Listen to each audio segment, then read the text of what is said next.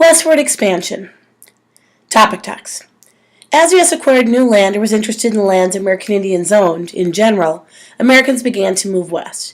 The question of whether or not the land could be purchased, how to settle it, and how to deal with American Indians on the land became interesting questions.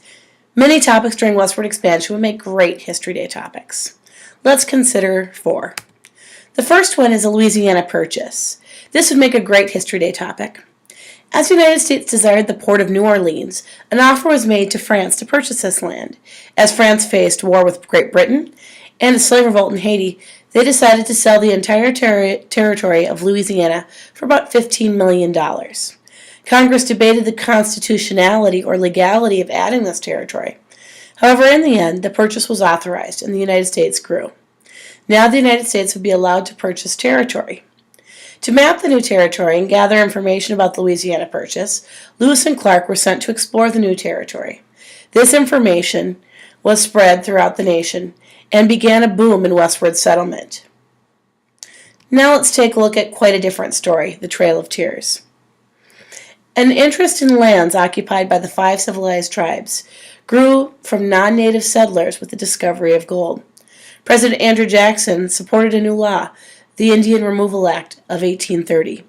American Indians who lived east of the Mississippi River would be removed to Indian Territory in present-day Oklahoma. Each tribe was removed separately. The Cherokee were moved into concentration camps while their homes were auctioned off. Then they were marched 1,000 miles. Along the way, they dealt with disease, discrimination in towns they traveled through, and death until they resettled in Oklahoma Indian Territory. This became known as the Trail of Tears. It would make a fantastic History Day topic, which would look at all of these aspects. Next, let's look at the Homestead Act. In efforts to cede western lands, the government passed the Homestead Act in 1862. Any U.S. citizen or person planning to become a U.S. citizen could receive 160 acres of land for basically free with a few requirements. Settlers had to improve the land, pay a small registration fee, and live on it for 5 years to fulfill the Homestead Act's requirements or responsibilities. Land was scarce, and the dream of having a farm drew many immigrants to the United States. The Homestead Act was successful and resulted in the settling of the West. However, the increased presence of homesteaders caused tensions to rise between American Indian tribes and settlers. Finally, let's take a look at the U.S. war with the Sioux. Another fascinating topic is this war with the Sioux. When gold was discovered in the Black Hills of South Dakota, the U.S. government asked the Sioux to sell their lands in the Black Hills. Sitting Bull and other leaders refused because the Black Hills were sacred to the Sioux.